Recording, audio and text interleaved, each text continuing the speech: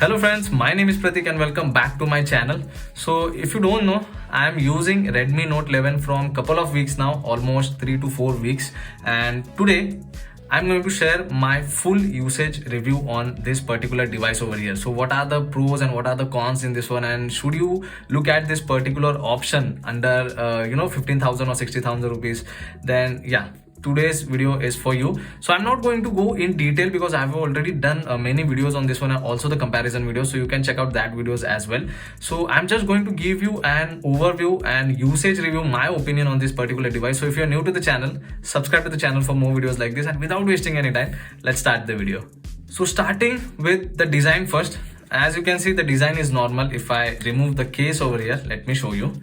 So I've already shown this in my unboxing video as well, but I'm just going to give you an overview. Now talking about the design, as today's trend is going on about the boxy design, the Redmi Note 11 is on the same platform. It has that boxy design, but if you look at back, there are small curves, so it feels good in your hand. So definitely the build and the quality is good over here. Now on the back you have quad camera setup, and at the front, as you can see, you do get a punch hole design, and the bezels are normal. The chin is definitely noticeable but not on the higher side, so they could have made a chin a little bit thinner, but it's okay. And the punch hole design is good, and the punch hole is actually small in size, so it gives a good look on the display. Now it's just all about the design, not much to explain in this one, but the build quality is definitely good. It feels premium, and the back is plastic, but it is matte. It gives you matte finish, so yeah, no chances of catching fingerprints over there. So you can definitely use it without case as well, but I would recommend you can use with case over there. So yeah, design is good, build quality is good, and in looks, yeah, it is definitely good. Now talking about the display of this one, as if you have watched my previous video, you might know that it comes with 6.43 AMOLED display, 6.43 inch AMOLED display, and it has Gorilla Glass 3 protection over here. Apart from that, you get a 90 hertz panel on this one, so refresh rate is fast. If in terms of scrolling, in terms of switching in UI, the user experience, the touch response is definitely good. Also, you get 180 hertz of touch sampling rate, so definitely you can notice that while scrolling, and the response is actually very quick. And talking about the display output, it has 1000 nits of brightness maximum, so outdoors there won't be any problem in terms of visibility. And talking about the color output of the display, as it is AMOLED display, definitely you will get black as that deep black, and the color output is definitely good. Viewing angles of this particular display is very good. I'm impressed with the display quality. It is not cheap AMOLED, as you can see in Micromax and all, but definitely the AMOLED display is good. The only one thing which I don't like in this phone is, even though it is an AMOLED display, it has side mounted fingerprint sensor. It should have been in display, but that's okay. If in display fingerprint sensor doesn't matter you a lot, you can rely on side mounted fingerprint sensor because it is fast. It is not slow, it is definitely fast.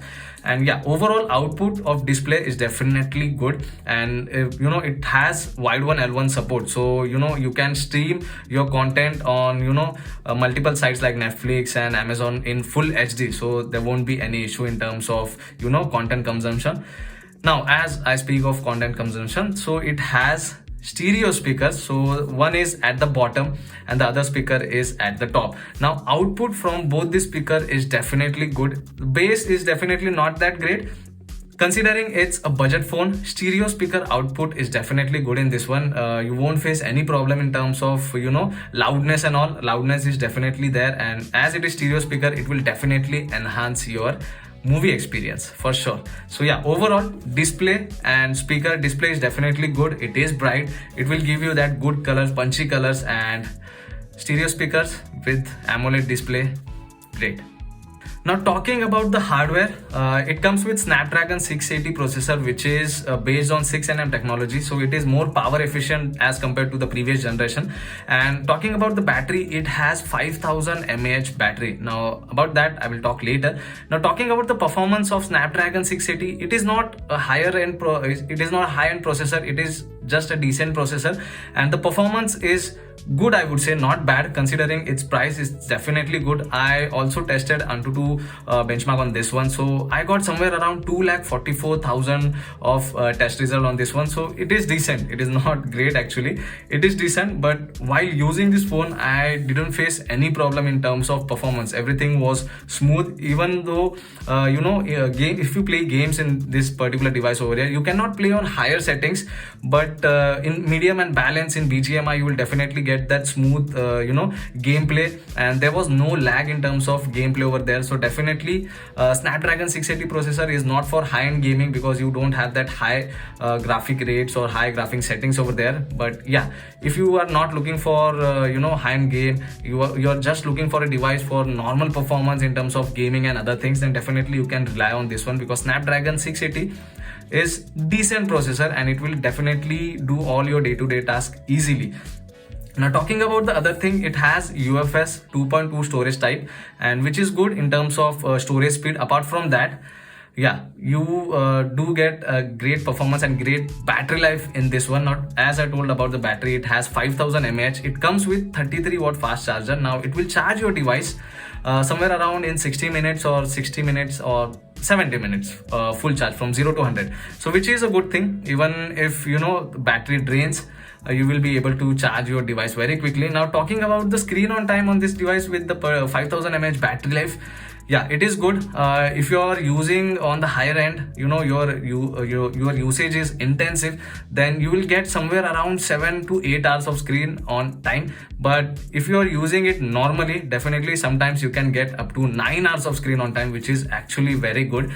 Now talking about the other things, as this has 6nm processor, so mostly it is power efficient, so definitely you can rely on battery for a day of usage, so there won't be any problem. Now RAM management on this particular device was good at the start because it was not killing the application in background, but now after using for a couple of weeks, I feel RAM management is okay. App opening speed is good, but sometimes if I keep if I keep the application in the background, then some of the application starts from there itself, but some of the application is killed. Not actually, but it is killed. So RAM management, I would say it is okay, and definitely you will find bloatware in Redmi Note 11. Not on the higher side, you do have an option to uninstall all the bloatware application over there, but yeah, bloatware is still there. Now talking about software, it comes with MIUI 13, which is based on Android 11. Now this is not a good thing, Android 11. Some previous generation devices has already started getting Android 12 update, so I need to check when will Redmi provide Android 12 update for Redmi Note 11 over here. But currently it is MIUI 13 with Android 11. Now talking about the network connectivity, yes, it has carrier aggregation. I got 4G plus everywhere most of the time, and in terms of call quality and other things, there was not a single moment where I feel that there was any network issue or something. In terms of connectivity with Wi-Fi, it is good. Even in Wi-Fi connection, there was no problem. It was connected very seamlessly each and every time. So call quality and all the connectivity, I think it's a decent one in this mobile.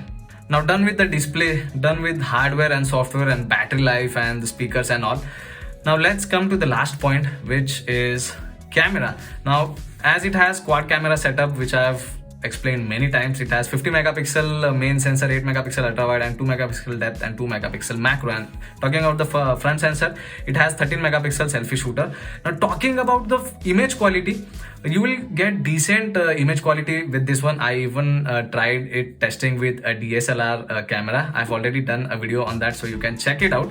So yeah, in terms of image quality, images are good considering its price point. It's not great or it's not on the higher end, but definitely you won't get that low end images or something.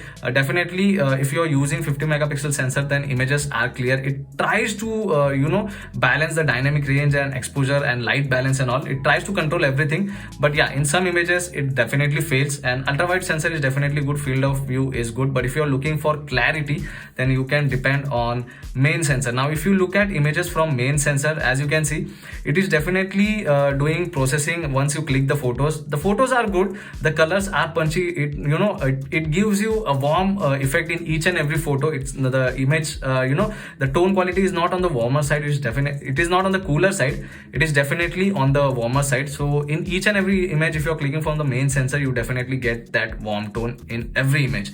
But the image quality is good, details are there. In portrait, background blur, sometimes it feels not that great, but talking about the outline or edge detection, edge detection is definitely good over there. And portrait is, I would say, not great on the higher side, but definitely it is decent. Now talking about the video quality, you do get an option up to 1080p resolution. You cannot shoot on 4K resolution, so that is a disadvantage in this particular device over here. So if you're looking for if you like shooting in 4K resolution, then this device may not be your choice. So, but if you're good with 1080p resolution, then definitely you can get great quality in good lighting condition from the main sensor. And the same goes with ultra wide over here. The main camera setup and ultra wide and all, I would say it is decent. And talking about the 2 megapixel depth and macro, as you can see the images on the screen right now, images are decent, not great at all. Clarity is missing in some images, there are definitely noise. Macro should have been 5 megapixel, but it is 2 megapixel only. So nothing to talk much about the 2 megapixel depth and 2 megapixel macro. Now talking about the selfies are good, you'll definitely get that beauty effect on that. And if you're clicking pictures in bright sunlight, then definitely you can notice that the background is blown out completely. Subject is in focus at a good range, but details are definitely missing if you're clicking pictures directly in front of sunlight. So that is an issue. Background gets blown out over there.